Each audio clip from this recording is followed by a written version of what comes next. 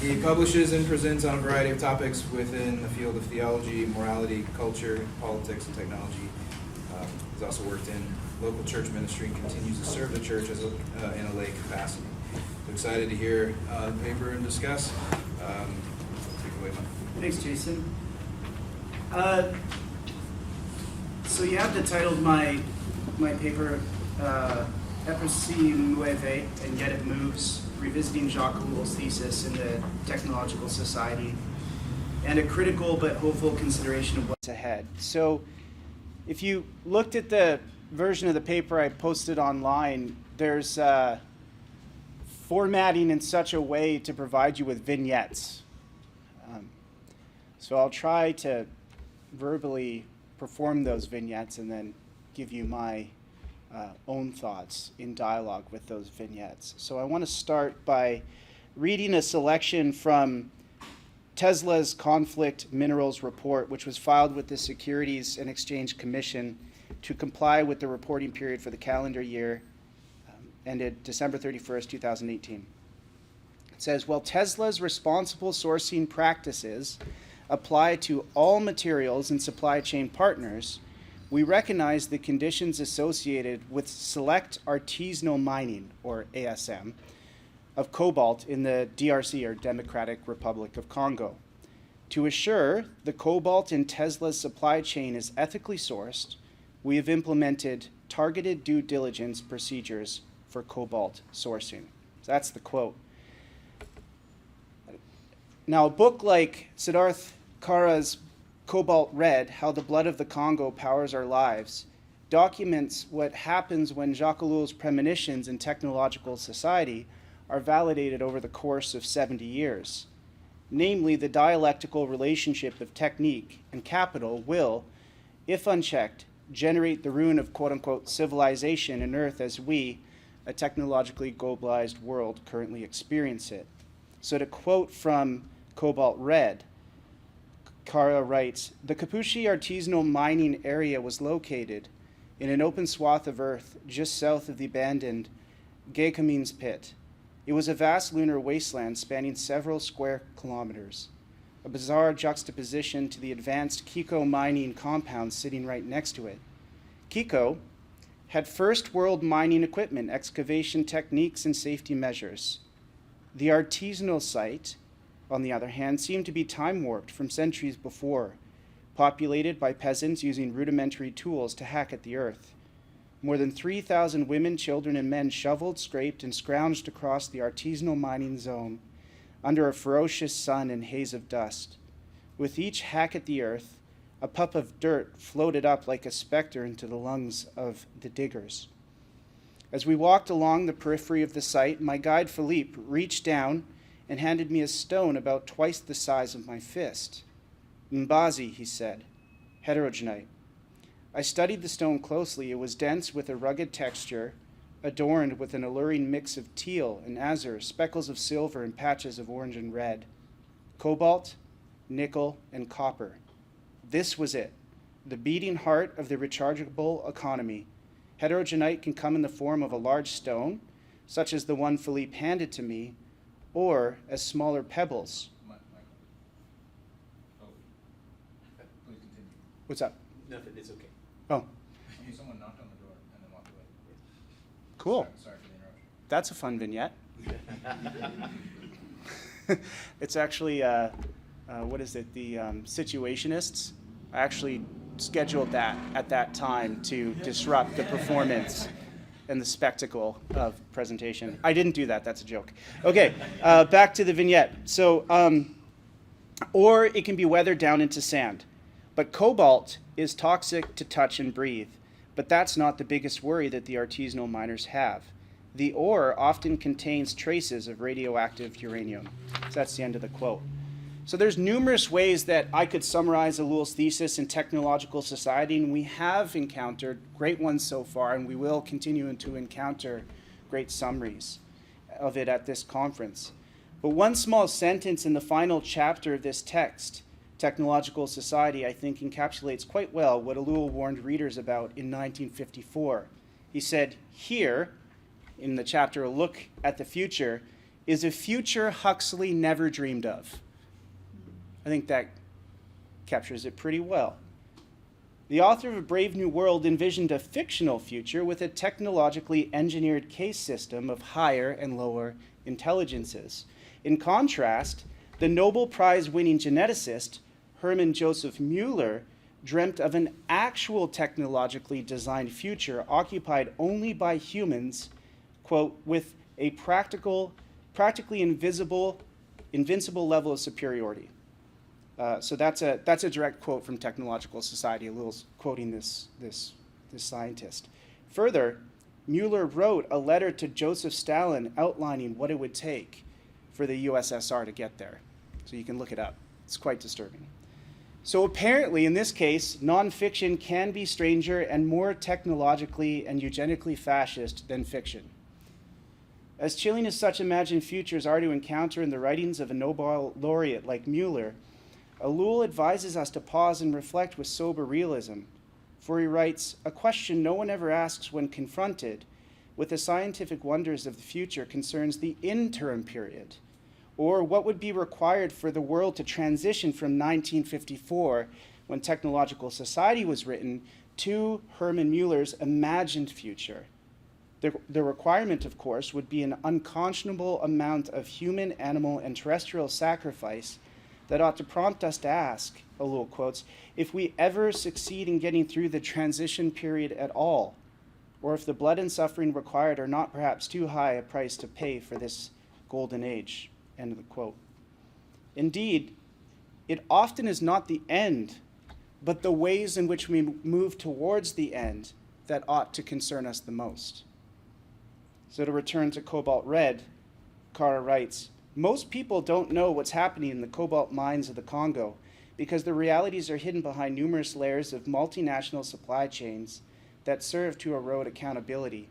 By the time one traces the chain from the child slogging the cobalt mine to the rechargeable gadgets and cars sold to consumers around the world, the links have been misdirected beyond recognition like a con man running a shell game." That's the end of quote.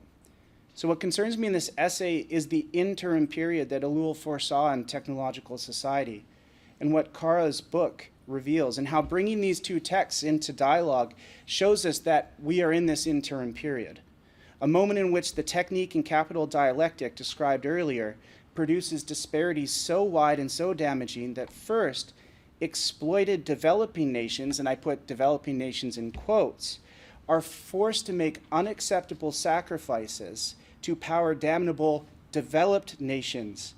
And second, this phenomenon apparently will not cease until the Earth's life-bearing capacities are exhausted and the life forms deemed unfit for existence by people in quote-unquote developed nations will disappear into extinction. So with this in view, it may not be the case that genetic engineering is needed to exterminate the inferior people, that superior people can thrive in the way that Mueller envisioned. It may be that the supply chains generated by the brand of techno-capitalism exhausting our world will perform the extermination without having to directly hack or tweak our DNA. So that's happening overseas, but just read up on what's going on in Amazon warehouses, and similarly, the metaphor working people to death becomes literal, right? And the question is what classes and people groups are the ones performing that work? So if it's not clear at this point, let me put it plainly. I think Ellul's thesis in Technological Society retains its validity 70 years later, and I believe that we ignore it at our macro to micro level peril. As Ellul urged, so ought we to urge anyone who will listen, quote, "Consider the problems of automation, which will become acute in a very short time. How socially, politically, morally, and humanly shall we contrive to get there? How are the prodigious problems, for example, of unemployment brought about by automation to be solved?" Right? So this is a point that has been brought up, right? Employment for some, mass unemployment for others. You have to, in a world of automation, you have to be a technician who can operate the automated systems in order to be employed. So freedom and prosperity for some and less so for others. And I wrote a big footnote about whether or not actual artificial intelligence, machine sentience is possible. I'm not going to quote it here because we don't have time, but we can talk about it in the discussion section, because Ellul did actually even write about thinking machines, as was pointed out by David Gill, and track the trends of discussions about artificial intelligence from 1954 onwards. So he engaged those discussions and had some interesting questions. But Ellul answers the question about this intermediate period in the following way. There are many other hows, but they're conveniently left unformulated. When we reflect on the serious, although relatively minor problems that were provoked by the industrial exploitation of coal and electricity, when we reflect that after 150 years these problems are still not satisfactorily resolved, how are we entitled to ask whether there are any solutions to the infinitely more complex hows of the next 40 years? In fact, there is one and only one means to their solution: a worldwide totalitarian dictatorship which will allow technique its full scope and at the same time resolve concomitant difficulties.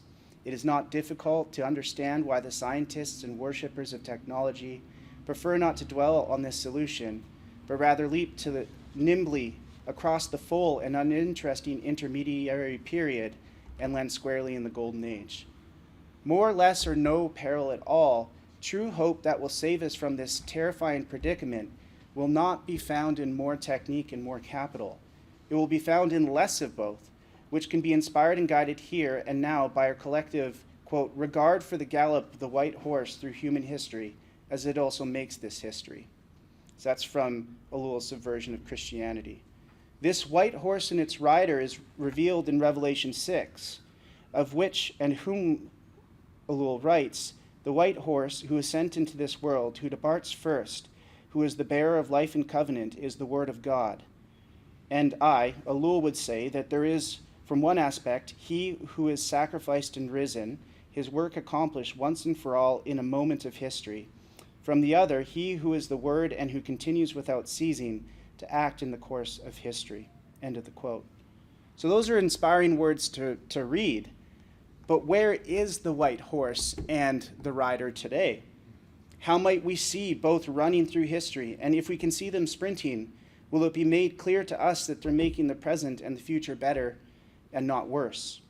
When we truly grasp how awful our moment in history can be and what that apparently means to the present and the future, it has to be said that it is difficult, it is very difficult to see and believe this white horse and its rider exists and exists for good. This, I would submit, is why Ellul's midlife crisis generated an apocalyptic theology of hope represented by texts like Hope in Time of Abandonment. For Ellul, only when all false hopes fall to the ground in ruin will true hope bloom out of the blood and water-soaked dirt at the foot of the cross on the place of the skull. Only then will the hoofbeats of the white horse and its rider be heard clearly in the past, present, and future. And yet, it moves. The seemingly endless dialectical movement of technique and capital continues to produce power and wealth for some, and hopelessness and painful sacrifice for many. Will the dialectic ever cease? One way or another, it will. What and who we have on earth simply are not inexhaustible, even though too many people on earth continue to live as if they are. Further, in the Introduction to Technological Society, Ellul considers three possible events that could stop the dialectic before total exhaustion of the Earth's life-bearing capacity stops it. Those are: one, if a general war breaks out, and if there are any survivors, the destruction will be so enormous and the conditions of survival so different that a technological society will no longer exist. Two, if an increasing number of people become fully aware of the threat that the technological world poses to man's personal and spiritual life, and if they determine to assert their freedom by upsetting the course of this evolution, my or Ellul's forecast will be invalidated. Three, if God designed to intervene, man's freedom may be saved by a change in the direction of history or in the nature of man. So Ellul says he can't consider the third option because it's a sociological work. But he does consider that possibility elsewhere, for example, in Subversion of Christianity. He writes, if I believe that the Holy Spirit is present in the church in every Christian life, and if I believe that he acts through us, then it seems to me that the Bible gives him three characteristics. First, he marks a limit and a stopping point. Second, he is very discreet. and comes from or where it goes to. Finally, this leads us to treat him as a trespasser. He cannot be seized, and he's secret, but is like the wind, which we hear but cannot say where it's going. So I can't say with certainty such theology and ethics could cause Ellul to conclude some or all the possible disruptions to the technique in capital dialectic described in the intro. But it can be wagered that he, and I along with him, consider it a strong possibility. Whatever comes, though, the critical question to ask at this point is the following: where do we locate our hope today? And how might that hope help us properly locate the movement of the white horse and its rider in the past, present, and future?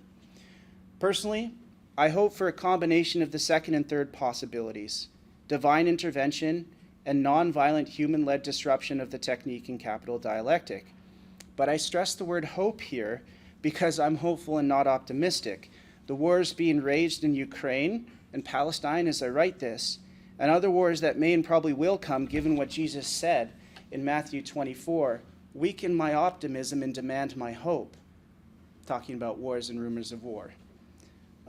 Yet, even if more war comes, those who call themselves Christian ought to have in view what Ellul has in view. Quote, "There still remains an element of truth, the smoking flax that is not quenched," that's from Isaiah, "the little faith that still persists," that's Revelation. Hence, when the moment of decision comes, the moment of the back to the wall, of the radical proof of the tempest, then there is always the possibility that the wick will flare up and set the whole alight again, just as there is also the possibility that it will go out altogether. I would say that the traditional and superstitious believers can give birth all at once to confessors of the faith, to martyrs, to people who know that in Christians may be summoned to be such in the full sense.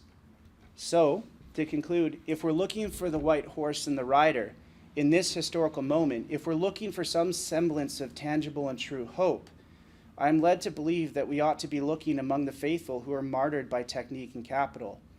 This, according to Matthew 25, is where the hooves of the white horse can be heard striking the ground of blood-soaked soil in places like the Democratic Republic of Congo. So it ends with a quote from Cobalt Red. "A lone girl stood atop a dome of dirt, hands on her hips, eyes cast long across the barren land where giant trees once ruled.